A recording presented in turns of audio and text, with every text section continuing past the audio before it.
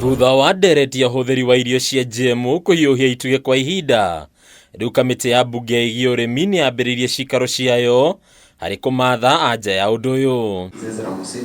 Anyiti matiganite aria makuhetwo giathi kia umuthi ari wa giikaro kia mbere moneka kumenereria gwitikirio kwa irio cia GMO. You don't need GMO to address food security.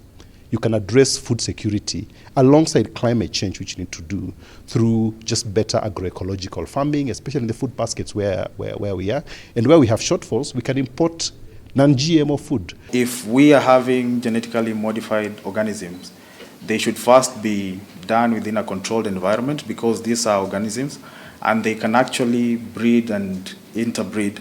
And that can pose a threat to the environment. Ngwataniro ya kibũrũri ya mawakiri ya LSK yoneka riu kwĩingĩrania na ndereti ĩno, onayo ĩkĩoneka gwĩkĩrĩra nganja watho wothe wa gwĩtĩkĩria irio cia GMO. There is a lack of public awareness in regards to the general and specific aspect on what GMOs are and what their effect is. Kuringana na LSK ni marĩkĩtie kwaranĩria na honge itiganĩte nginyagia cia ataramu na thuthuria na muthia magetikanirie na mugambo umwe ati Kenya ndiharĩrĩkĩire wega kĩwatho gũkũria kana kũhũthĩra irio cia GMO.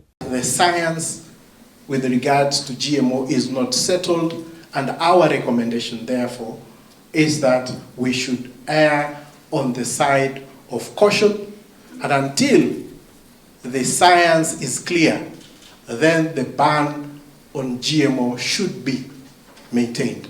There is also a weak enforcement institutional and legal framework. Irio ici ikagwetwo gukorwo itari cia hitũkio hari wagĩrĩru ni honge iria ciagĩrĩire. Food basket areas like Trans Nzoia, Western Kenya, Rift Valley, Nyanza, where people, you go to the market and there's a lot of seeds you can just buy and replant. That's actually criminalized in law. As a corporate who owns the intellectual property rights on those seeds, you can actually impose those sanctions, whether it's 2-year imprisonment or 1 million fine. Ona kuri uguo kamiti ĩno ĩkoneka kwaga gũteanĩria ũhotekeku wa gwĩtĩkĩrio kwa irio ici. The world is moving.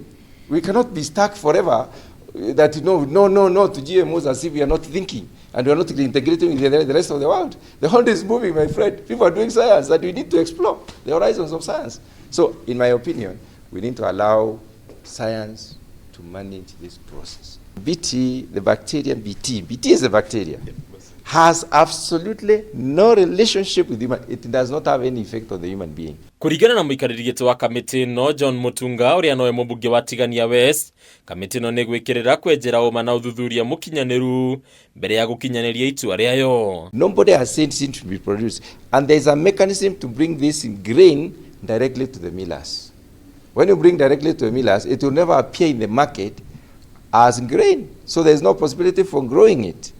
It will go directly for milling to constitute livestock feed. Hadi ni Kamiti TV, ndeto yako ni Bataru wa Mwagi. And the president,